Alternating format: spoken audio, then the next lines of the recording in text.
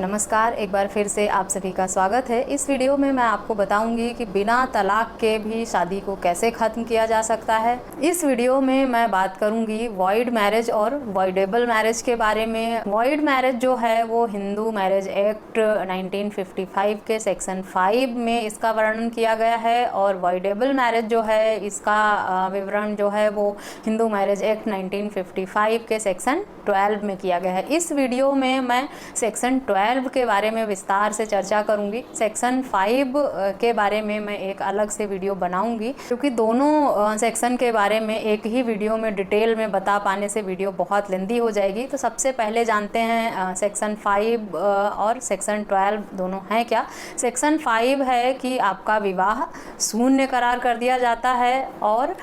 Section 12 में जो है वो बताया जाएगा कि आपका विवाह शून्यकरण योग्य है तो क्यों है, उसके लिए आपको किस आधार पर न्यायालय में अर्जी लगानी होगी, किस तरह आपको इस शादी को शून्य करार करवाना होगा, उसकी क्या प्रक्रिया है, इस बारे में इस वीडियो में पूरी चर्चा करेंगे। विवाह शून्यकरण जो है उसे एनलमेंट ऑफ मैरिज के नाम से जाना जाता है। अगर आप लोग आमतौर पे क्या होता है कि जब भी विवाह विच्छेद होने की बात आती है या अलग होने की बात आती है एक दूसरे से, तो लोगों के माइंड में सिर्फ एक ही बात आती है कि हम तलाक लेंगे और फिर अलग होंगे। तो सिर्फ तलाक ही एक माध्यम नहीं है पति पत्नी के अलग होने का। अगर आप लोगों की शादी कानूनी रूप से मान्य नहीं है या आप लोगों की शादी के बीच में कुछ चीज़ें छुपाई गई हैं या कोई एक दूसरे की बीमारी या दोनों में से कोई एक पार्टनर कुछ गंभीर बीमारी से ग्रस्त है या जोर ज़बरदस्ती शादी कर दी गई है या अंडर एज में थे आप तब शादी हुई है, इन सब आधारों पे अगर हुई है तो आपको एनलमेंट ऑफ मैरिज सेक्शन 12 के आधार पर न्यायालय में पिटीशन लगाना होगा और आप अपने शादी को शून्यकरण करा सकते हैं, जिससे आपकी शादी अमान्य हो जाएगी कि कानूनी रूप से आपकी शादी मान्य ही नहीं है, तो आपको तलाक लेने की ज़रूरत नहीं पड़ेगी। उसे एनलमेंट ऑफ मैरिज कहा जाता है। एनलमेंट ऑफ मैरिज किस आधार पर लिया जाता है, इस पर चर्चा करते हैं। हिंदू मैरिज एक्ट का सेक्शन 12 कहता है कि अगर वाइफ हस्बैंड दो लोग आपसी रिश्ते में बंधते हैं या दोनों लोगों की शादी हो जाती है तो वो मानसिक तौर पर फिट होने चाहिए, कोई जोर ज़बरदस्ती नहीं होनी चाहिए। उनकी जो कानूनी निर्धारित एज है लड़की की 18 साल और लड़के की 21 वर्ष वो भी होनी चाहिए। इसके साथ ही दोनों में से कोई भी व्यक्ति किसी मानसिक रोग से पीड़ित ना हो या कोई ऐसी भयानक बीमारी ना हो जैसे HIV या कुष्ठ रोग, इस तरह की बीमारी ना हो। कोई क्रिमिनल रिकॉर्ड नहीं होना चाहिए दोनों में से किसी एक का, पति पत्नी का, या उनमें से किसी एक का भी कोई आजीवन कारावास या ऐसे कठोर दंड से दंडित ना किया गया हो न्यायालय द्वारा, या झूठ बोलकर या कोई गलत जानकारी देकर एक दूसरे से शादी ना की गई हो, या पत्नी शादी से पहले किसी और व्यक्ति से प्रेग्नेंट अगर हो चुकी है तब भी आप एनलमेंट ऑफ मैरिज के लिए अप्लाई कर सकते हैं, या दोनों में से किसी एक को जोर ज़बरदस्ती डरा धमकाकर या नशा करवाकर शादी करा दी गई हो। तो इस तरह के ये जो ग्राउंड हैं इनके आधार पर आप न्यायालय में एनलमेंट के लिए अप्लाई कर सकते हैं। अगर जोर ज़बरदस्ती आपके साथ किया गया है, झूठ बोलकर किया गया है या कुछ तथ्य छुपाया गया है आपसे, और ये तथ्य कुछ गंभीर ही होने चाहिए। ऐसा नहीं है कि इसने मुझसे कहा था, कोई एक नॉर्मल सी बात हो कि इसने मुझे बोला था भाई कि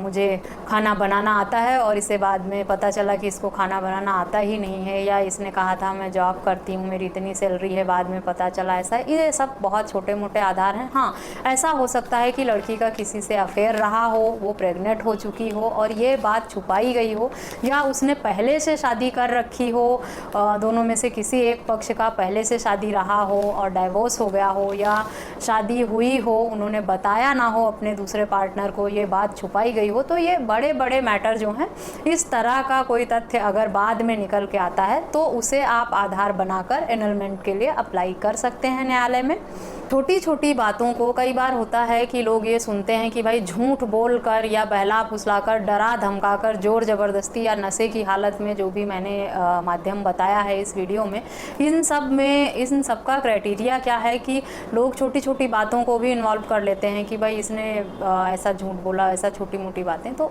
उनको अवॉइड करें। इस तरह की कंडीशन जो है उसको कोर्ट नहीं मानता है। छोटी मोटी बातें होती रहती हैं। कोई किसी के लाइफ से जुड़ा हुआ कोई बहुत बड़ा गंभीर मुद्दा अगर है ही, कोर्ट उन तथ्यों को आगे कंसीडर करता है और उसके आधार पर जो है वो एनलमेंट के लिए अप्लाई किया जा सकता है। यदि किसी लड़का या लड़की को नशे की हालत में या गन पॉइंट पर लेके शादी करा दी जाती है तो आप कह सकते हैं कि ज़बरदस्ती। ऐसा नहीं होता कि लड़की किसी कहीं और शादी करना चाहती है या लड़का कहीं और शादी करना चाहता है और उनके माँ बाप ने समझा बुझा कर और शादी कहीं और करा दी, बाद में वो दोनों कहें कि भाई घर परिवार के कहने में आ गया था, मैं बातों में आ गया था, उन्होंने हमें डरा धमका कर या इस तरह प्रेशर बनाकर या इमोशनली ब्लैकमेल करके हमारी शादी कराई। तो ये सब बातें आप लोगों ने पूरे होशो हवास में सुनकर समझ कर शादी की है, तो ये बातें कंसीडर नहीं की जाएंगी। हाँ,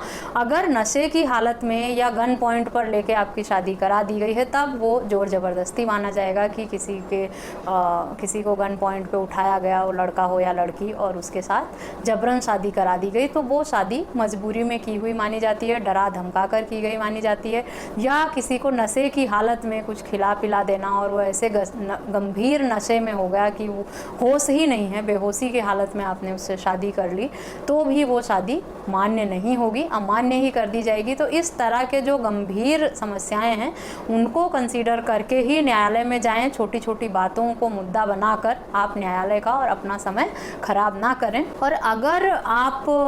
की मैरिज वॉइडेबल है, वॉइडेबल की कैटेगरी क्या है वो मैंने इस वीडियो में बताने का प्रयास किया है कि कोई बहुत बड़ी बात छुपाना, कोई बहुत बड़ी बीमारी होना, फिजिकली फिट ना होना वाइफ या हस्बैंड दोनों का, या शादी से पहले लड़की का प्रेग्नेंट होना, या इस तरह जोर ज़बरदस्ती नशे की हालत में, जो ये कंडीशंस बताई गई हैं, इन्हीं आधार पर आप एनलमेंट के लिए अप्लाई कर सकते हैं। अगर इस तरह से आपकी शादी की गई है तो आप तलाक के लिए न्यायालय में जो है याचिका ना लगाएं, पिटीशन फाइल ना करें, आप फिर एनलमेंट के लिए करें। क्या होगा, आपकी शादी जो है वो करार कर दी जाएगी, अमान्य हो जाएगी आपकी शादी, कि आपकी शादी मान्य ही नहीं है कानूनी रूप से, क्योंकि इस आधार पर आपकी शादी की गई थी, जो ग्राउंड बताए गए हैं। तो आपके ऊपर एक डाइवोर्सी का टैग जो है लग जाता है कि भाई पहले शादी हो चुकी है और फिर ये दूसरी शादी है, सेकेंड मैरिज है। समाज में लोगों की मेंटालिटी क्या है, लोग क्या कहते हैं, सोचते हैं, उसका तो हम नहीं कह सकते, लेकिन कानूनी रूप से अगर आपने एनलमेंट कराया है तो आपकी शादी शून्य करार की गई है, कि आपकी शादी अमान्य हो गई है कानूनी रूप से, आपकी शादी जो है वो मान्य ही नहीं है, तो आपका तलाक नहीं हुआ है। तलाक होने का मतलब कि एक बार आपकी शादी मान्य हो गई है, आप कानूनी रूप से पति पत्नी थे और फिर दूसरी शादी आपने की है, तो वो आपकी सेकेंड मैरिज मानी जाएगी लीगल टर्म में। लेकिन अगर आप एनलमेंट करा लेते हैं तो आपकी शादी अमान्य हो जाती है और फिर आप अगर दूसरी शादी करते हैं तो वो लीगल टर्म में आपकी फर्स्ट मैरिज ही होगी, सेकंड मैरिज नहीं मानी जाएगी। ये बेनिफिट होता है एनलमेंट और डाइवोर्स में। तो अगर आप लोगों के ग्राउंड ऐसे हैं जो इस वीडियो में बताया गया है तो आप एनलमेंट के लिए ही अप्लाई करें, अपनी शादी को अमान्य करा लें न्यायालय द्वारा। और